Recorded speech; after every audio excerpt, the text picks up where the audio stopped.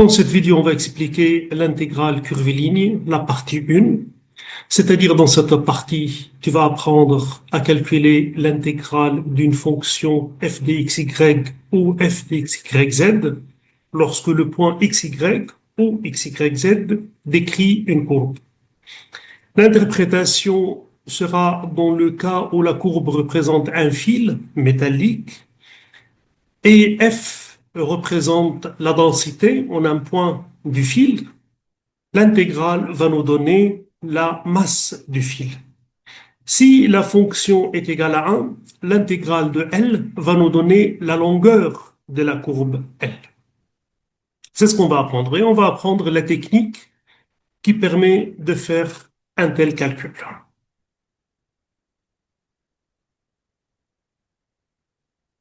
Donc, on va parler de longueur d'une courbe, intégrale curviligne de première espèce, c'est-à-dire d'un champ scalaire. Après, dans une autre vidéo, je parle de la deuxième partie du chapitre, qui est l'intégrale curviligne de deuxième espèce. C'est l'intégrale d'un champ de vecteurs et non pas d'un champ scalaire. Un champ scalaire, c'est une fonction. Un champ de vecteurs, c'est à chaque point, j'associe un vecteur. Et puis, on va parler du champ des gradients de conservation de l'intégrale. Mais les deux autres points, enfin, les deux derniers points, j'en parlerai dans une deuxième vidéo. Longueur d'une courbe. X, Y, Z sont de coordonnées cartésiennes. Ben, je travaille dans l'espace. Lorsque je suis dans le plan, il suffit de prendre Z égale à 0.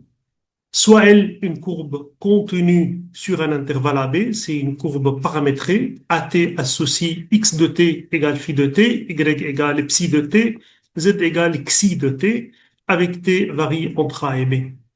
On dit que la courbe L est lisse si phi, psi et chi sont de fonctions de classe C infinie. Quand je dis lisse, c'est des fonctions de classe C infinie. Bon, la moindre régularité, c'est que ces fonctions soient différenciables. Je note par R les rayons vecteurs du point X, Y, Z, c'est-à-dire imaginez que vous avez la courbe paramétrique comme ça. Bon, je suis dans l'espace, hein, je suis dans l'espace. Imaginez que vous avez une courbe dans l'espace comme ça, et GT qui varie dans AB. À chaque T, j'associe X de T, Y de T, Z de T, M de T. Ce vecteur-là, OM, OM de T, je la note par R de T, c'est X de T, donc c'est-à-dire phi de T, psi de T et xi de T. Et qui de T, sorry, qui de T. Soit T égale T0, T1, Tn, une subdivision de AB, donc je coupe AB.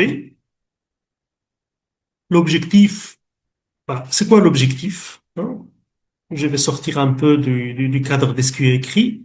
Vous avez une courbe C, hein, vous avez une courbe qu'il a appelée L, hein, dans l'espace. Et après, bon, elle se trouve dans un domaine de l'espace D. Après, j'ai une fonction f de D dans R, de D dans R. Au moins, c'est une fonction qui est contenue, hein, au moins contenue. Et je voudrais calculer l'intégrale le long de L de f de x, y, z de L. Lorsque donc je cherche l'intégrale, lorsque x, y, z bouge sur l'intervalle. C'est ça l'idée, hein? dl, on va expliquer c'est quoi dl, c'est l'élément de longueur.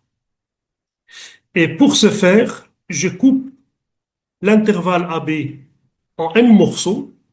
Du coup, je coupe la courbe en n morceaux parce que qu'est-ce qui va se passer?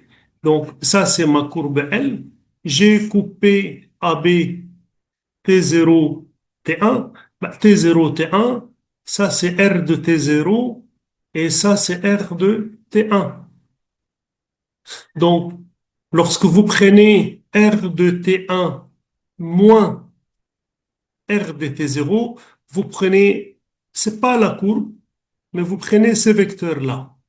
Après, je prends ça, c'est T2, et je prends ce vecteur-là, R de T2 moins R de T1. Puis je prends ce troisième vecteur, R de T3 moins T2. Et lorsque je prends une infinité de subdivisions, les vecteurs vont être collés avec la courbe. Donc voilà, j'ai des vecteurs, hein, je prends R de T1 moins R de T0, R de T2 moins R de T1, comme vous voyez en rouge. Hein, c'est les vecteurs qui ne sont pas collés à la courbe, mais lorsque le nombre devient infini, les courbes et les vecteurs coïncident, se superposent. Je considère la somme R de TI plus 1 moins R de T1. Hein, ce sont voilà, les vecteurs qu'on a montrés sur la figure, là, les vecteurs rouges. Je prends la somme. Et lorsque n tend vers infini, ceci représente la longueur de la courbe. Hein. Lorsque n tend vers infini, hein, vous pouvez dire lorsque n tend vers infini, lorsque n tend vers infini, ceci représente la longueur de la courbe. Et la longueur de la courbe se note par l'intégrale de dl sur c, sur l. Donc, je définis l'intégrale de l comme étant ceci, cette limite.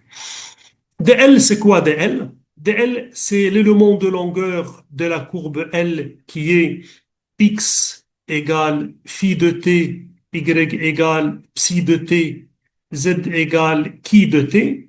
Donc, ce que j'appelle dl, c'est la longueur du vecteur r de t, et la longueur du vecteur r de t, c'est racine de dx au carré plus dy au carré plus dz au carré.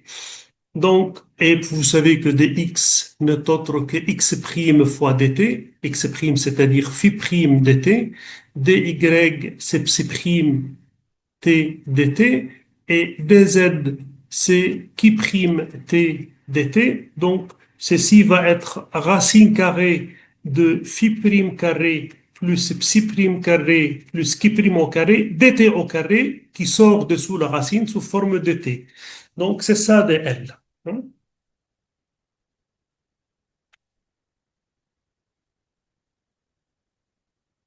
Donc, la longueur de la courbe, L, c'est l'intégrale de A à B R' T dt.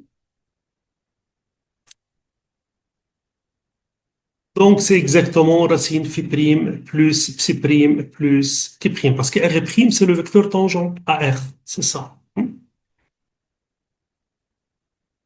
Dans le cas d'un plan, c'est-à-dire il suffit de prendre qui égale à zéro, donc l'intégrale devient phi' carré plus psi' au carré.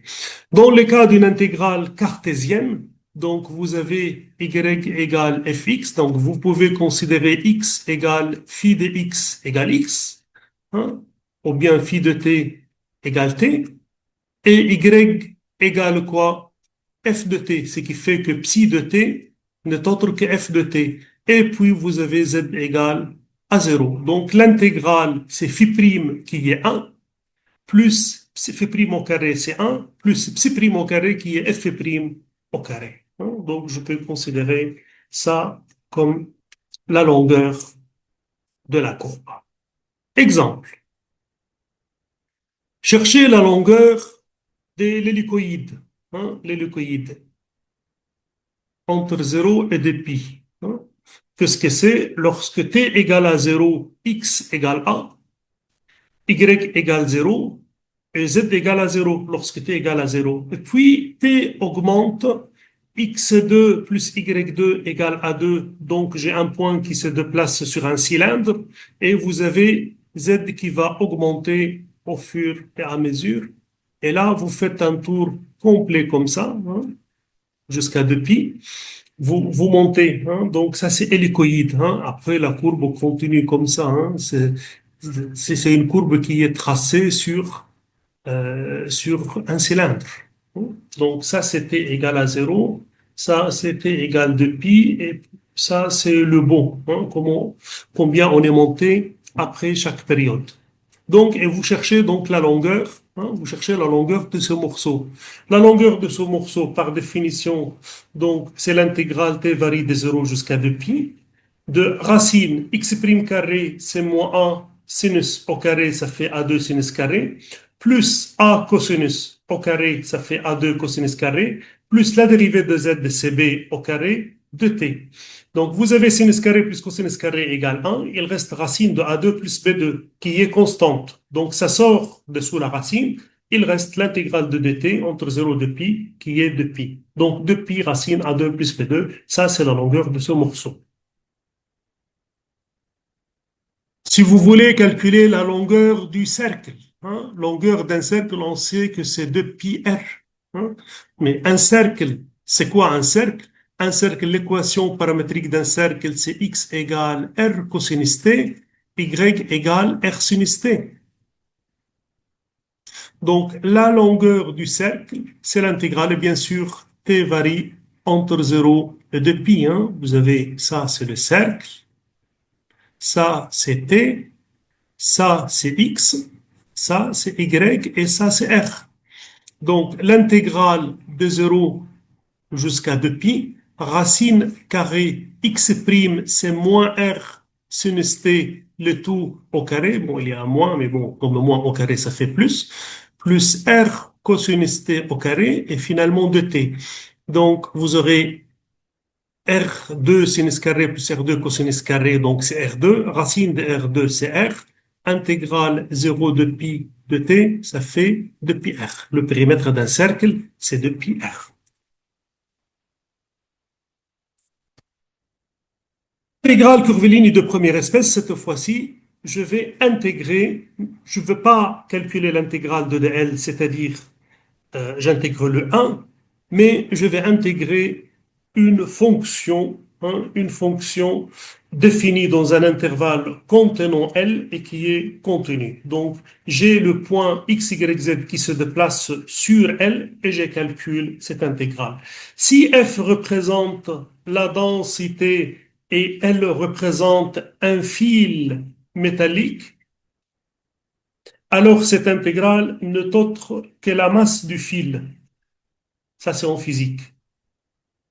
Donc, c'est la masse d'un fil. Donc, c'est ça une des interprétations de l'intégrale f de L. Et là, c'est pas compliqué. Lorsque vous avez x, y, z qui se déplacent sur une courbe, donc x, y, z ne sont pas des x, y, z. Non. X, y, z vérifie l'équation du fil parce que je suis sur la courbe. Donc, x, c'est phi de t, y, c'est psi de t, et z, c'est qui de t. Et de L, on sait, c'est racine carrée, hein, c'est r' dt, donc c'est racine de phi prime carré plus psi prime carré plus qui prime au carré. Donc il suffit de remplacer x, y, z de par leur valeur. Est-ce que j'ai un exemple?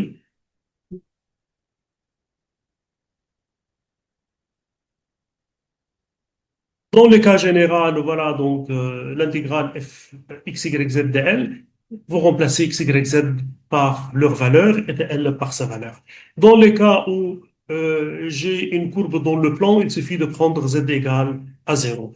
Et dans le cas d'une courbe polaire, par exemple, bon, bah, si y égale y de x, une courbe cartésienne dans le plan, vous avez z égale à 0, vous avez phi égale x et vous avez et psi égale y de x. Donc, j'écris tout en fonction de x. Et si j'ai le cas polaire, hein, x c'est r cosinus θ, y c'est r sinus θ, et de L c'est racine carrée R2 plus R' au carré de θ. Hein. Bon, de phi, le physicien utilise phi, nous, les mathématiciens, on utilise θ, θ et R.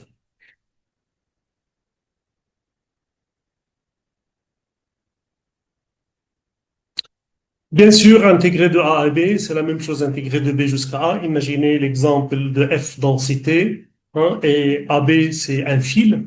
Alors la masse, bah, c'est F de L. Vous allez de A jusqu'à B ou de B jusqu'à A, vous allez avoir la même masse.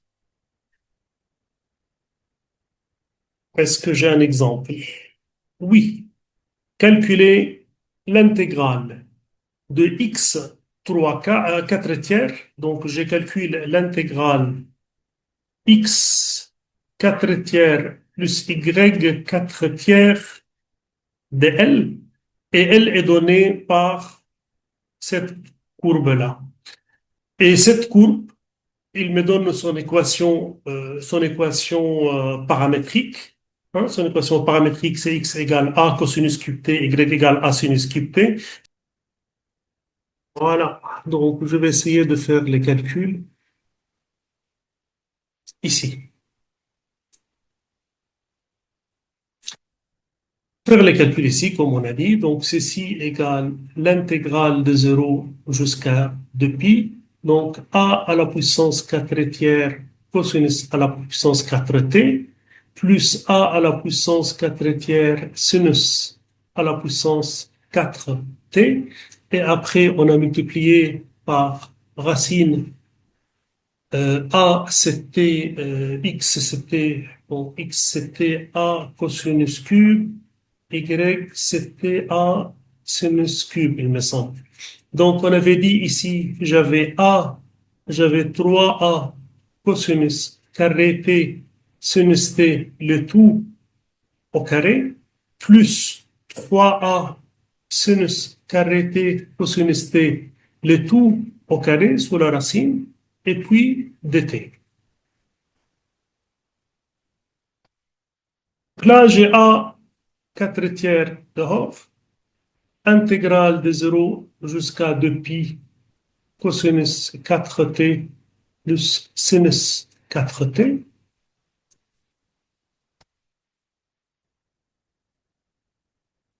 la puissance 4. Dans la racine, qu'est-ce que j'ai? J'ai j'ai racine, je vais voir donc doucement, donc ça va faire 9a au carré. J'ai cosinus 4t sinus carré t plus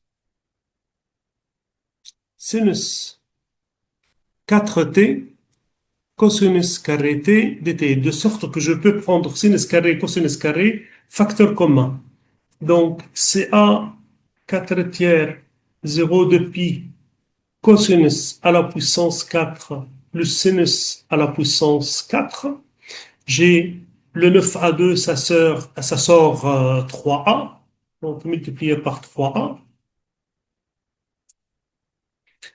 Je prends cosinus carré, sinus carré, facteur commun qui va sortir valeur absolue cosinus carré t sinus t. Je pris cosinus carré, sinus carré, facteur commun. Qu'est-ce qu'il me reste sous la racine?